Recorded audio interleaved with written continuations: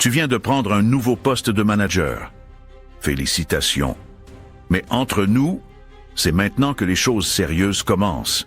Parce que le respect de ton équipe, tu ne vas pas l'avoir avec ton titre, ni avec ton ancienneté. Tu vas le gagner ou le perdre dans les premières semaines.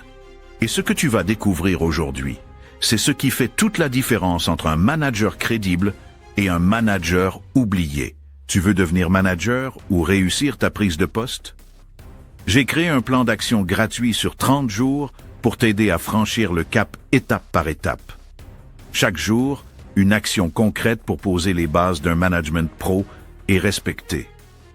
Clique sur le lien en description pour télécharger ton plan gratuit dès maintenant. C'est 100% offert et ça commence aujourd'hui. Si tu veux que ton équipe t'écoute, te fasse confiance et suive ton cap sans résistance, alors reste bien jusqu'à la fin. Je te partagerai la phrase la plus puissante à dire dès ta première réunion pour installer ton leadership, sans avoir à te la raconter. Alors si tu veux d'autres vidéos comme celle-ci, abonne-toi, active la cloche. Premièrement, observe avant de parler. La plus grosse erreur qu'on voit chez les nouveaux managers, c'est de vouloir parler tout de suite, donner des ordres, afficher leur vision, poser leur marque, mauvais timing. Les vrais leaders, ceux qu'on respecte naturellement, commencent par observer. Pendant les premiers jours, fais profil bas, mais sois ultra présent. Qui sont les moteurs dans l'équipe? Qui freinent? Qui parle beaucoup et qui ne parle jamais? Comment se passent les réunions? Qu'est-ce qui stresse les gens? Tu es un radar. Ton job, c'est de capter les signaux faibles, les tensions invisibles, les dynamiques cachées. Et rien que cette posture-là montre une forme d'intelligence sociale qui inspire le respect. Deuxièmement, clarifie ton cadre sans te poser en chef. Une fois que tu as observé, il est temps de poser un cadre. Mais attention, pas un cadre autoritaire, un cadre rassurant. Dès la première semaine, organise une réunion simple avec l'équipe. Pas de grand PowerPoint, pas de discours de CEO. Dis comment tu fonctionnes, ce que tu attends en termes de communication, de feedback, de collaboration. Et surtout, dis ce que toi, tu vas faire pour eux. Par exemple, je suis là pour que chacun ait les moyens de bien faire son travail, pas pour micromanager. Je crois dans la transparence, la confiance et le respect mutuel. Rien que ça change l'ambiance. Et pour finir, ajoute un engagement personnel. Mon objectif, c'est que chacun ici se sente utile, reconnu et écouté.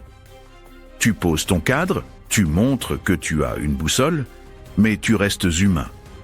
Troisièmement, ne joue pas au sauveur. Beaucoup de managers débutants veulent prouver leur valeur. Ils arrivent et veulent tout optimiser, tout transformer, montrer qu'ils ont de meilleures idées. Le problème, c'est que tu risques de froisser l'équipe. Tu donnes l'impression que tout ce qui a été fait avant toi était mauvais, et tu surcharges tout le monde, y compris toi. À la place, vise une quick win, une petite action visible, rapide, utile à tous.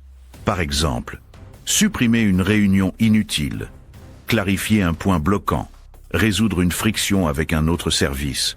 Une quick win bien choisie, c'est comme un message codé à ton équipe. Je comprends vos vrais problèmes et je suis là pour les régler. Résultat, respect immédiat. Quatrièmement, crée du lien individuel sans forcer. Tu n'es pas obligé d'être le meilleur pote de tout le monde. Mais si tu veux être respecté, il faut que les gens sentent que tu t'intéresses sincèrement à eux. Prends 15 minutes avec chaque membre de ton équipe. Juste un café ou un appel informel.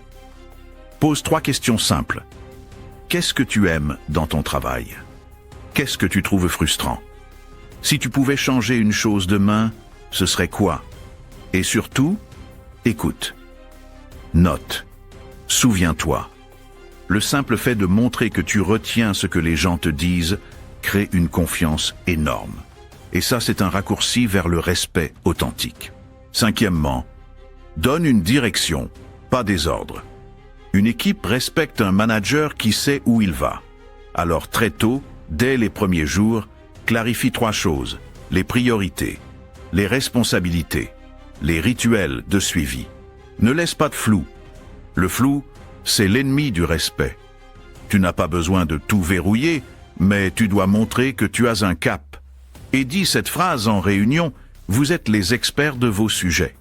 Mon rôle, c'est de vous enlever les obstacles, pas de faire à votre place. Là, tu montres que tu fais confiance, que tu valorises leurs compétences, mais que tu es le pilote. Et toi, dis-moi en commentaire, quelle attitude t'inspire le plus de respect chez un manager? Est-ce qu'il écoute? Est-ce qu'il agit vite? Est-ce qu'il t'aide à progresser? Je réponds à chacun de vos commentaires personnellement. Et si ce sujet te parle, abonne-toi, parce que dans la prochaine vidéo, je te montre comment poser ton autorité sans être autoritaire. Ce n'est pas en criant. Pour résumer, si tu veux gagner le respect de ton équipe dès les premiers jours, observe avant d'agir. Pose un cadre clair. Gagne une quick win. Crée du lien personnel. Donne une direction sans tout contrôler. Le respect, ça se construit, ça se mérite. Et ça commence par ton attitude. Alors si tu veux d'autres vidéos comme celle-ci, abonne-toi, active la cloche et partage-la à un collègue qui devient manager. Cela étant dit, merci d'avoir regardé et à la prochaine fois.